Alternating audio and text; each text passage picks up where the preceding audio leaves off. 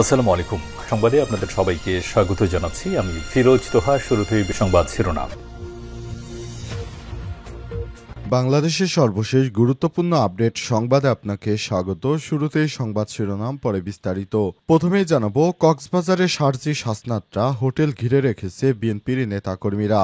জুলাই গণঅভ্যুত্থানের 1 বছর পূর্তি দিনে জাতীয় নাগরিক পার্টি এনসিপি শীর্ষস্থানীয় নেতারা কক্সবাজারে গেছেন। তারা ইনানীর হোটেল সি পাল হোটেলে ওঠেন। তাদের অবস্থানের কারণে হোটেলটি ঘিরে বিক্ষোভ করছেন স্থানীয় বিএনপির নেতাকর্মীরা। এরপর জানাবো, ফেব্রুয়ারিতেই জাতীয় সংসদ নির্বাচনের ঘোষণা। 2026 সালের ফেব্রুয়ারিতেই ত্রয়োদশ জাতীয় সংসদ নির্বাচনের ঘোষণা করা হয়েছে, এমনটি জানিয়েছেন অন্তর্বর্তীকালীন সরকারের প্রধান উপদেষ্টা প্রফেসর ডক্টর মোহাম্মদ ইউনূস। রাতে জাতির উদ্দেশ্যে দেয়া এক ভাষণে তিনি এই মন্তব্য করেছেন।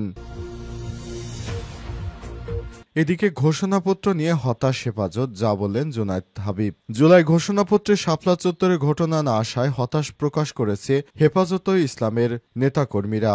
আজ জুলাই ঘোষণাপত্র পাঠের পর এক প্রতিক্রিয়ায় সংগঠনটির সিনিয়র যুগ্ম মহাসচিব জুনায়েদ হাবিব এই হতাশা ব্যক্ত করেছেন। এদিকে সংবিধানের তফসিলে থাকবে জুলাই ঘোষণাপত্র, বললেন প্রধান উপদেষ্টা। সাবেক প্রধানমন্ত্রী শেখ হাসিনার পলায়নের প্রথম বর্ষপূর্তির দিনে জুলাই ঘোষণাপত্র পাঠ করেছেন অন্তর্বর্তীকালীন সরকারের প্রধান উপদেষ্টা প্রফেসর ডক্টর মোহাম্মদ ইউনূস। বিকাল 5টার দিকে প্রধান উপদেষ্টা অনুষ্ঠানে যোগ দেন। এ সময় তার সঙ্গে প্রবেশ করেন বিএনপির মহাসচিব মির্জা ফখরুল ইসলাম আলমগীর সহ বিভিন্ন রাজনৈতিক দলের নেতৃত্ববৃন্দ। এবং সর্বশেষ জানাবো, বিএনপির আনন্দ মিছিলে স্ট্রোক করে যুবদল নেতার মৃত্যু। মোশতাক আহমেদ ৪৫ উপজেলার টোক ইউনিয়নের টোকনগড় গ্রামের মৃত হোসেন আলীর ছেলে। তিনি টোক ইউনিয়ন যুবদলের যুগ্ম আহ্বায়ক ছিলেন। গাজীপুরের কাপাসিয়া উপজেলার বিএনপির উদ্যোগে আজ আয়োজিত বিজয় মিছিলে স্ট্রোক করে ঘটনাস্থলে যুবদল নেতা ও পরিবহন ব্যবসায়ী মোশতাক আহমেদ ৪৫-এর মৃত্যু হয়েছে। প্রিয় দর্শক, এতক্ষণ শুনছিলেন সংবাদ শিরোনাম, এবারে বিস্তারিত।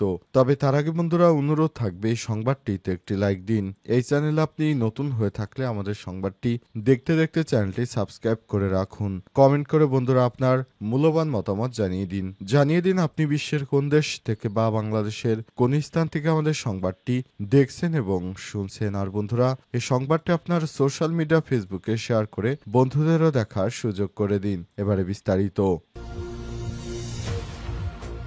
কক্সবাজারে সার্জি শাসনাত্রা হোটেল ঘিরে রেখেছে বিএনপির নেতাকর্মীরা। জুলাই গণঅভ্যুত্থানের 1 বছর পূর্তির দিনে জাতীয় নাগরিক পার্টি এনসিপির শীর্ষস্থানীয় নেতারা কক্সবাজারে গেছেন। তারা ইনানীর হোটেল সি পাল হোটেলে ওঠেন। তাদের অবস্থানের কারণে হোটেলটি ঘিরে বিক্ষোভ করছে স্থানীয় বিএনপি নেতাকর্মীরা। জানা গেছে, আজ বেলা 11টা 25 দিকে বাংলাদেশ এয়ারলাইন্সের একটি ফ্লাইট নং বিজি 433 এনসিপি নেতারা ঢাকা থেকে কক্সবাজার বিমানবন্দরে অবতরণ করেছেন। তারা হলেন দলটির মুখ্য সমন্বয়ক নাসির উদ্দিন পাটোয়ারি, মুখ্য সংগঠক উত্তরাঞ্চল সার্জিস আলম, মুখ্য সংগঠক দক্ষিণাঞ্চল হাসনাত আব্দুল্লাহ, জ্যেষ্ঠ যুগ্ম সদস্য সচিব তাসনিম জারা, সঙ্গে তাসনিম জারার স্বামী খালেদ সাইফুল্লাহ রয়েছেন। তিনি এনসিপির যুগ্ম আহ্বায়ক। কক্সবাজারের পুলিশ সুপার সাইফুদ্দিন শাহিন জানিয়েছেন, এনসিপির নেতারা হোটেল সিপালে আছেন। দুপুর 12টা 40 দিকে হোটেলটিতে ওঠেন তারা। সিপাল হোটেলের নিরাপত্তা কর্মকর্তা মনিরুজ্জামান এনসিপির 5 নেতা সহ 6 জনের উপস্থিতি তথ্য নিশ্চিত করে বলেছেন, তারা হোটেলের 5 তলায় 3টি কক্ষে উঠেছেন।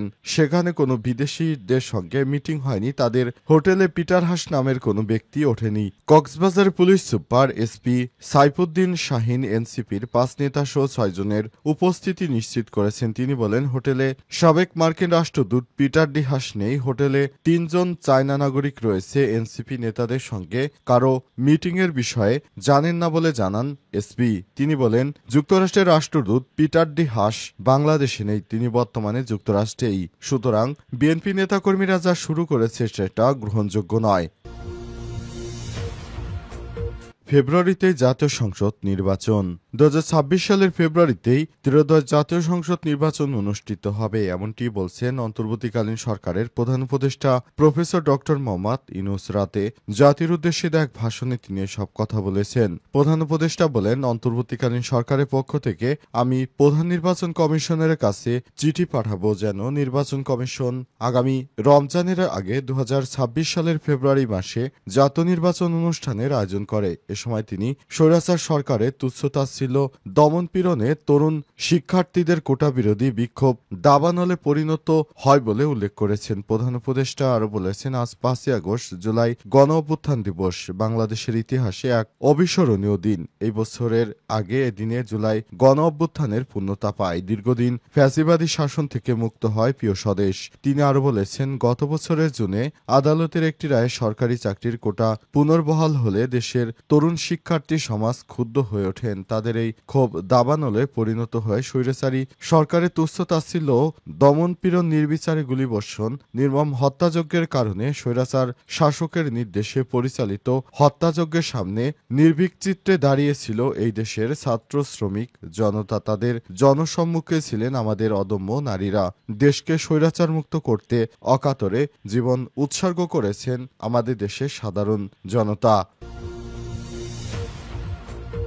ঘোষণাপত্র নিয়ে হতাশ হেফাজত, যা বললেন জুনায়েদ হাবিব। জুলাই ঘোষণাপত্র শাপলা চত্বরের ঘটনায় না আসায় হতাশ প্রকাশ করেছে হেফাজত ইসলাম। আজ ঘোষণাপত্র পাঠের পর এক প্রতিক্রিয়ায় সংগঠনটির সিনিয়র যুগ্ম মহাসচিব জুনায়েদ হাবিব এই হতাশা ব্যক্ত করেছেন। তিনি বলেন, 2013 সালের 5ই মে রাজধানীর মতিঝিলে শাপলা চত্বরে হেফাজতের সমাবেশে এক রাতে লাখের অধিক গুলি চালানো হয়েছে। ফ্যাসিবাদের বিরুদ্ধে আন্দোলন করতে গিয়ে হাজার হাজার আলেম ওলামা জীবন দিয়েছেন। এটি ঘোষণাপত্রে থাকা দরকার ছিল। জুনায়েদ হাবিব আরও বলেন, জুলাই ঘোষণাপত্রের অনুষ্ঠানের শুরুতে কোরআন তিলাওয়াত করা হয়নি। এটি না করে 92% মুসলিমদের অন্তরে আঘাত দেওয়া হয়েছে। উল্লেখ্য, মঙ্গলবার জাতীয় সংসদের দক্ষিণ প্লাজায় জুলাই ঘোষণাপত্র পাঠ করেন অন্তর্বর্তীকালীন সরকারের প্রধান উপদেষ্টা প্রফেসর ডক্টর মোহাম্মদ ইউনূস। এই ঘোষণাপত্রে 28টি দফা যুক্ত করা হয়েছে। 1971 সালের স্বাধীনতা থেকে শুরু করে 2024 সালে জুলাই আন্দোলন এতে স্থান পেয়েছে। অধ্যাপক ডক্টর ইউনূস জুলাই ঘোষণাপত্র পাঠ করার সময় তার পাশে বিভিন্ন রাজনৈতিক দলের নেতারা পাশে ছিলেন। এসব নেতাদের মধ্যে বিএনপির মহাসচিব মির্জা ফখরুল, জামাত ইসলামের সেক্রেটারি জেনারেল মিয়া গোলাম পরোয়ার, এনসিপির আহ্বায়ক নাহিদ ইসলাম, নাগরিক ঐক্যের সভাপতি মাহমুদুর রহমান মান্না, গণ অধিকার পরিষদের সভাপতি নুরুল হক নূর সহ বিভিন্ন রাজনৈতিক দলের নেতৃত্ববৃন্দ সেখানে উপস্থিত ছিলেন। তাদের একটাই কথা, সেটি হচ্ছে যে কোনো মূল্যে শেখ হাসিনাকে দেশে এনে বিচার কার্যকর করতে হবে। সংবিধানে তফসিলে থাকবে জুলাই ঘোষণাপত্র, বললেন প্রধান উপদেষ্টা। সাবেক প্রধানমন্ত্রী শেখ হাসিনার পলায়নের প্রথম বর্ষপূর্তি দিনে জুলাই ঘোষণাপত্র পাঠ করেছেন অন্তর্বর্তীকালীন সরকারের প্রধান উপদেষ্টা প্রফেসর ডক্টর মোহাম্মদ ইউনূস। বিকাল 5টার দিকে প্রধান উপদেষ্টা অনুষ্ঠানে যোগ দেন। এ সময় তার সঙ্গে প্রবেশ করেন বিএনপির মহাসচিব মির্জা ফখরুল ইসলাম আলমগীর।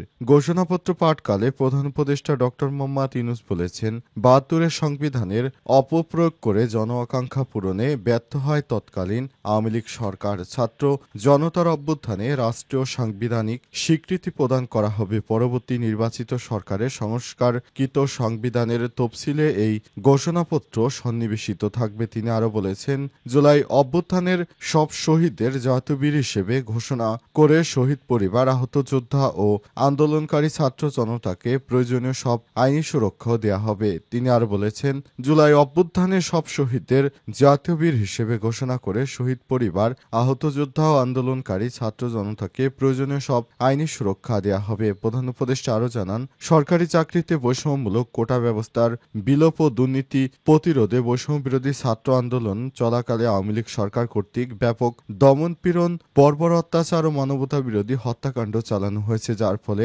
সারা দেশে দলমত নির্বিশেষে ছাত্র জনতার উত্তাল গণবিক্ষোভে গণ অভ্যুত্থানের সৃষ্টি হয়। তখন শেখ হাসিনা কোনো উপায়ন্ত না দেখে ভারতে পালিয়ে যেতে বাধ্য হয়েছে বলেও জানান তিনি।